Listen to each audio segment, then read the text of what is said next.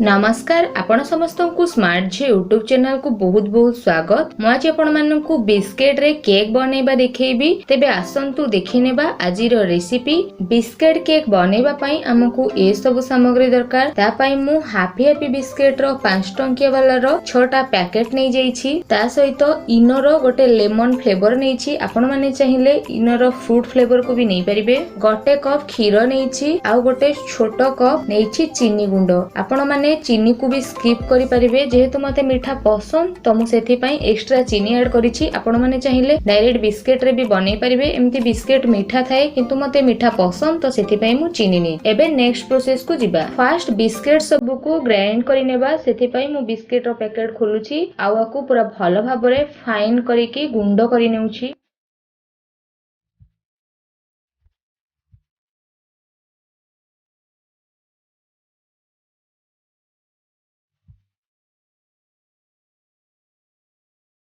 देखंतु बिस्केट सब हमर एठी पूरा भल से गुंड हो जाईछि। एबे मु एठी गोटे बाउल नैछि। फर्स्ट बाउल ले गुंड करिके रखिथिबा बिस्केट को पकेई देबा। एबे सेथिरे चीनी गुंड को पकेइबा आ रखिथिबा खीर को अल्प अल्प करी आदिरे पकेइबा। एका थरे सबुतक खीर पकेइबेनी, अल्प अल्प करिके पकेइकी आकु गोळेइबे। आवार गोटे सॉफ्ट बैटर रेडी करिबा।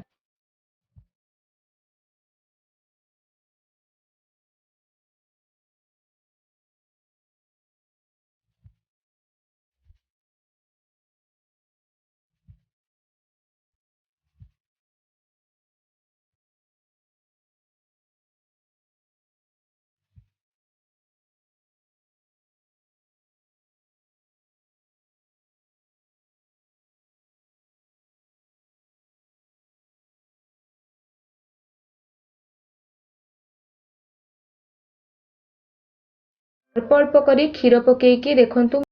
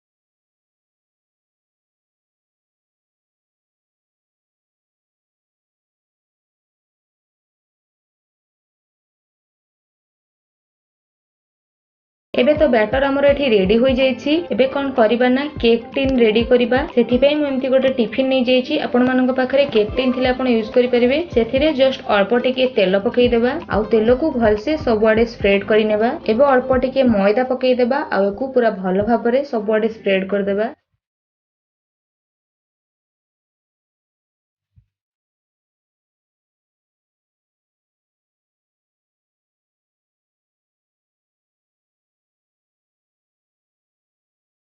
एबे पुणी थरे केक रो बैटर को आउ थरे पूरा भल भाबरे गोळेई देबा आ केक टिन को सबुतक नै जिबा। मोठी सबुतक बैटर को केक टिन रे रखि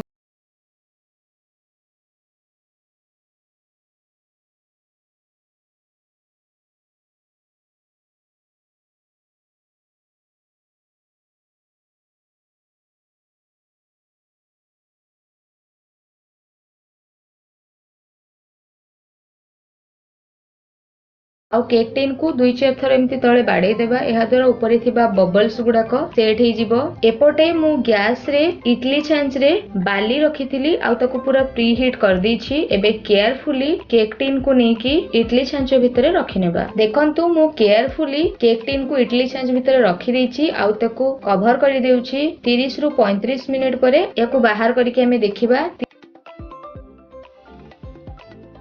30 ରୁ 35 मिनिट एठी मोर हे गलानी। एबे मु चेक करूची देखंतु केक हमर पूरा फुली जाईची। एबे मु गोटे टूथपिक सहायता रे आपण माननकु देखौची किछि भी लागुनी देखंतु टूथपिक रे माने केक हमर पूरा एठी रेडी होई जाईची। एबे संगे संगे केक को बाहर करी आनिबा। गरम रे आकु आदो भी रखिबेनी नहले एटा पोडी जिवारो चांसेस अछि। आकु बाहर को आनिबा आ ठंडा हेबा पई छाडी देबा। 20 ରୁ 25 मिनिट परे केक हमरो पूरा ठंडा होई जाईची। एबे केक को हमें बाहर करबा सेति पई मु एमति गोटे प्लेट नेची। फर्स्ट प्लेट रे केक टीन को एमिति ओलटेई की रखि देबा आ टिफिन रो पछपट को टिके भल से बाडेई देबा जहा द्वारा केक ता हमरो इजीली बाहरी जिवो।